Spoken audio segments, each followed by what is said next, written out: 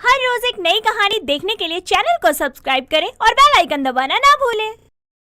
रामलाल गांव माटी का रहने वाला था और विधायक पप्पू सिंह के घर का रामलाल ड्राइवर था।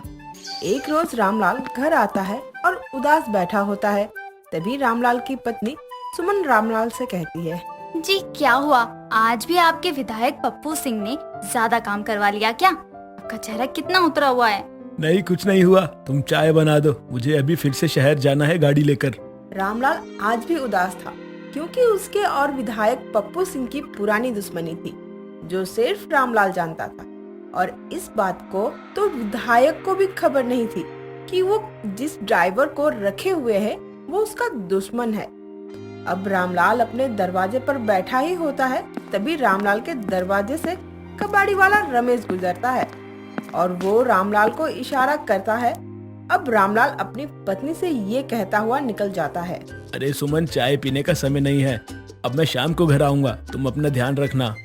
जी लेकिन बस हो गया है चाय।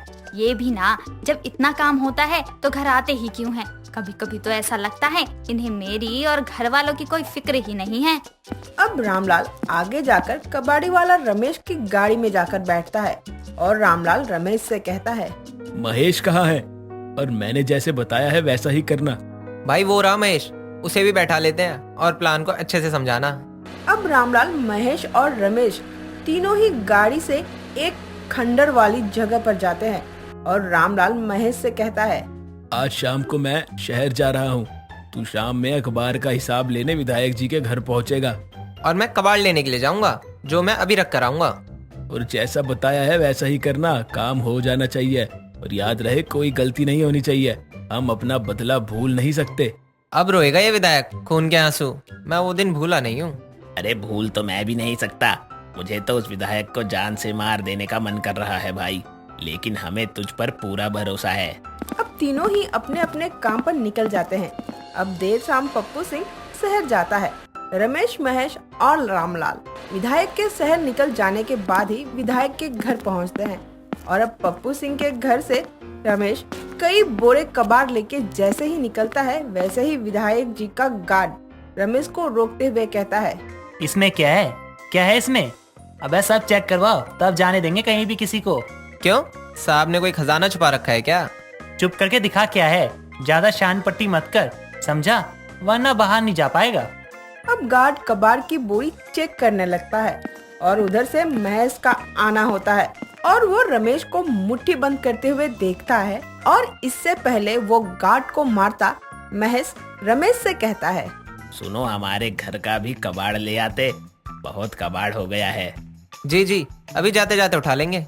तुझे क्या काम है? और तू निकल, दोबारा शाम को ना इधर आ मत जाइयो नजर। जी अखबार का हिसाब लेने आया था, बाहर ही हिसाब किताब करके अंदर आ रहा हूँ। विधायक जी नहीं है लगता है। कल सुबह आना, विधायक जी शहर गए हैं और मुंशी जी भी नहीं है। अब ठेले पर कबाड़ की बोरी के साथ रमेश आगे आगे और पीछे से महेश साइकिल लेकर चल रहा होता है और दोनों एक दूसरे से अनजान बनकर चल रहे होते हैं। और देर रात वो दोनों उसी जगह पहुंचते हैं जहां वो सुबह मिले थे। अब करीब रात के 10 बजे रामलाल भी पैदल पैदल उस जगह पहुंच जाता है और रमेश रामलाल को गले लगाकर कहता है, भाई मैंने तुझे गलत समझा। आज बदला पूरा हुआ है मेरे दोस्त का। तू अपना सच्चा यार है। भाई जैसा तूने कहा हमने वैसा ही किया, लेकिन समस्या अब ये है कि इन पैसों को रखना कहाँ है। अरे 2 करोड़ की मोटी रकम है, मोटी। अब कल विधायक तुम लोगों को जरूर बुलाएगा, लेकिन वो बताएगा नहीं कि उसने तुम्हें क्यों बुलाया है। डरना बिल्कुल भी नहीं है। रामलाल जैसा कहता है ठीक वैसा ही होता है।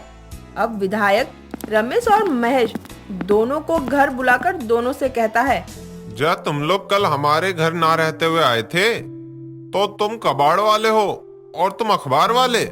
जी सर, मैंने इनका सामान भी चेक किया था और इसे तो मैंने गेट से ही भगा दिया था। तो गया कहाँ? तुम तो नहीं ले गए। गया कहाँ हमारा सामान? कहीं आप उस टूटे हुए लोटे की तो बात नहीं कर रहे विधायक जी? वो तो हम अपने हल्के होने के लिए रखे हैं। निकल अभी के अभी, बेहुदा कहीं का। यहाँ इतनी जरूरी बात चल रही है और इसे खाने और जाने की लगी है और तुम दांत क्या दिखा रहे हो? निकलो तुम भी यहाँ से। अब विधायक रामलाल को बुलाता है और उससे कहता है, रामलाल, आज मैं बहुत परेशान हूँ। मेरी बहुत कीमती सामान खो गई है। तुम 2 दिन की छुट्टी ले लो और किसी का भी फोन आए ना तो कह देना विधायक जी बिजी हैं। साहब तो चलो अभी कंप्लेन करते हैं। अरे ऐसे कैसे हमारे विधायक जी के घर में चोरी हो गई? आराम से रामलाल, चिल्लाओ नहीं। ये मैं किसी को नहीं बता सकता कि कैसे और क्या हुआ मेरे साथ। बस 2 दिन की छुट्टी पर जाओ तुम। अब रामलाल अपने घर आता है और देर रात तीनों अपने अड्डे पर जाते हैं और दारू पीते हुए एक दूसरे से बात करते हैं। राम भैया, आपको पता है जिस दिन विधायक ने उस गन्ने के खेत में अपने हाथों से नाजिर का खून किया, तब मैं खेत में ही मौजूद था, लेकिन मैं कुछ भी नहीं कर पाया। हाँ भाई, और जब मैंने उसे देखा तो मेरा दिल कह रहा था हम नाजिर को बचा सकते थे, और उस वक्त तो राम भैया भी मिले हुए थे, ऐसा लगा था मुझे। उस दिन नाजिर ने विधायक के भाई के खून के बारे में वो बातें नहीं सुनी होती तो शायद वो हमारे साथ होता, लेकिन वो विधायक के पता लगने के बाद वहाँ से भागने लगा और उनके आदमियों ने उसे मार दिया। तुम तो नाजिर को बचा सकते थे ना भाई, तो तूने ही विधायक से कहकर उसे बचा लिया होता। ये सारी बातें मुझे बाद में पता लगी, तब तक तो नाजिर को दफना दिया गया था।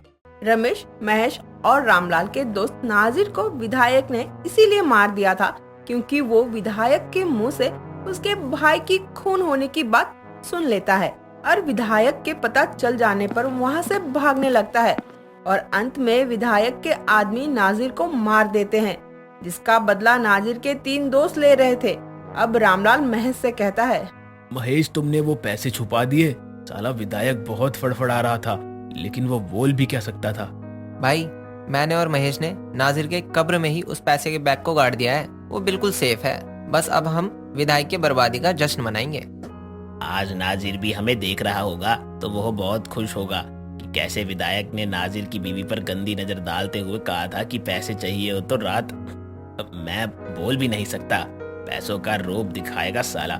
जिन पैसों के लिए उसने ये सब नाजिर की बीवी को कहा, वो आज नाजिर के पास है।